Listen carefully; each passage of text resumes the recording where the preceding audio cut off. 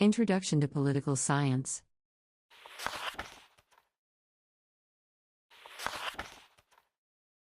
The study of political science. What is political science? Political science is the systematic study of the state and government. The word political is derived from the Greek word polis, meaning a city or what today would be the equivalent of sovereign state. The word science comes from the Latin word scire, to know. The science of politics, therefore, has, as its formal object, a basic knowledge and understanding of the state and of the principles and ideals which underlie its organization and activities. It is primarily concerned with the association of human beings into a body politic, or a political community, one organized under government and law. As such, it deals with those relations among men and groups which are subject to control by the state, with the relations of men and groups to the state itself, and with the relations of the state to other states.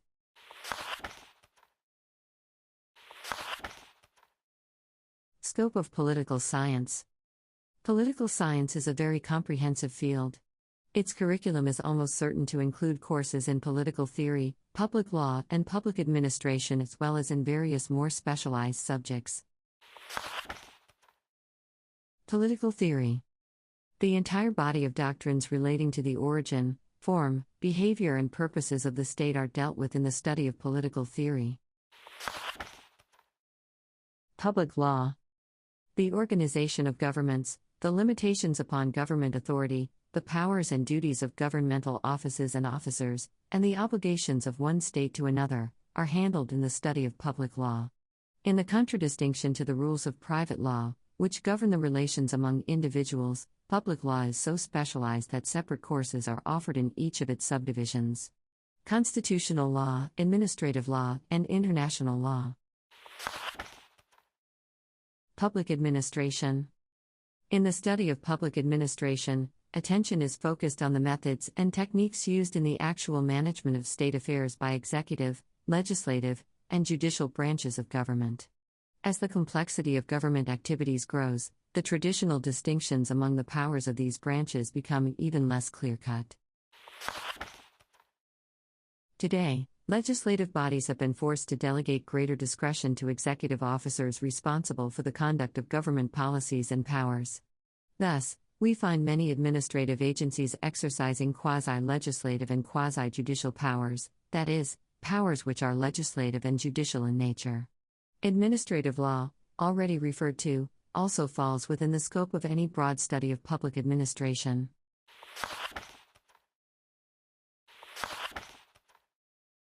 Interrelationship with other branches of learning. No precise and definitive boundaries can be placed around a subject as comprehensive as political science. It shares many points of common interest with other social disciplines. History. The bond between the political scientist and the historian is obvious in the observation that history is past politics and politics present history. The political scientist frequently adopts a historical approach and employs knowledge of the past as he seeks to interpret present and probable developments in political phenomena. Economics. Until late in the 19th century, political science and economics, the study of production, distribution, and conservation and consumption of wealth, were coupled under the name of political economy. Today, these fields are jointly concerned with the fact that economic conditions affect the organization, development, and activities of states, which in turn modify or even prescribe economic conditions. The political scientist regularly adopts an economic approach when seeking to interpret such matters as public financial policies and government regulation of business. Geography. Geopolitics, a science concerned with the study of the influences of physical factors such as population pressures, sources of raw materials, geography, etc., upon domestic and foreign politics, is one approach which a political scientist frequently must adopt to help explain the phenomena as the early growth of democracy in Great Britain and the United States, its retarded growth in certain parts of continental Europe, and the rise of authoritarian governments in developing countries. Sociology and anthropology. The political scientist, the sociologist, who specializes in the study of society as a whole, and the anthropologist, who studies mankind in relation to physical, social, and cultural development, are deeply concerned with the origins and nature of social control and government authority, with the abiding influences of race and culture upon society, and with the patterns of collective human behavior. Psychology. The political scientist, as well as the psychologist, promotes studies of the mental and emotional processes motivating the political behavior of individuals and groups. One of the many topics which the political scientist handles from a psychological approach is that of public opinion, pressure groups, and propaganda. Philosophy. The concepts and doctrines of Plato, Aristotle, and Locke, and other universal thinkers about the state, are important to the specialist in academic philosophy and also to the political scientist. These concepts are the underlying forces in the framing of constitutions and laws. Statistics and logic. The political theorist must possess a broad scientific background and a knowledge of the current political problems, and he must employ scientific methods in gathering and evaluating data and in drawing conclusions. Jurisprudence. It is concerned with the analysis of existing legal systems and also with the ethical, historical, sociological, and psychological foundations of law. A comprehension of the nature of law, whether natural or divine law, and of the statutes enacted by legislatures is indispensable to the political theorist. Law and state are inseparable. All states claim laws, effective within their jurisdictions, and enforce them through a system of penalties or sanctions. To maintain full understanding of the facts of political life, the political scientist has to combine the legal with the extra-legal viewpoints.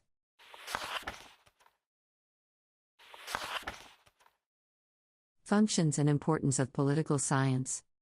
The function of political science is to discover the principles that should be adhered to in public affairs and to study the operations of government in order to demonstrate what is good, to criticize what is bad or inefficient, and to suggest improvements.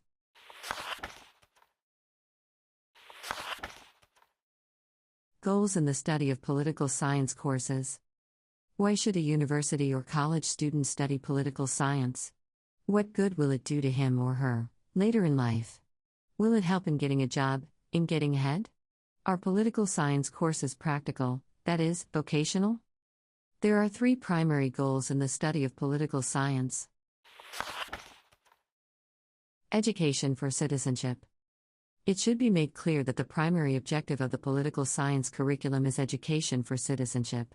The preparation of students for careers in politics, law, teaching, the civil service, and the foreign service is secondary to the task of equipping them to discharge the obligations of democratic citizenship. Essential parts of liberal education. Political science courses should be viewed as essential parts of liberal education, bearing no materialistic price tag and promising no job security. Such shopworn adjectives as practical and cultural have no relevance here. Knowledge and understanding of government. Political science seeks to gather and impart this knowledge and understanding. The good citizen who behaves himself and votes regularly is no longer enough. He must also be a citizen who knows the answers. He must know how his government really operates, what interests and forces are behind particular policies, what the results of such policies are likely to be, what his rights and obligations are, who his elected representatives are, and what they stand for.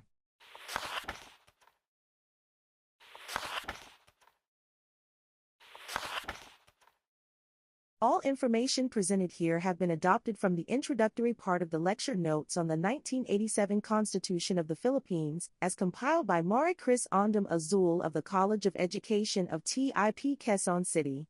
Said material is widely circulated among teachers and students in many campuses, as well as from various online sources. This video book has been prepared and presented by Review Central solely and entirely for educational purposes. No copyright infringement intended. Review Central would like to thank all the people who contributed time and resources in putting together this video book, including those who shared and contributed materials free of charge. If you find this material useful, please like and generously share to others who may also benefit from it.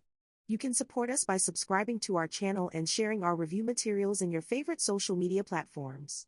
Thank you.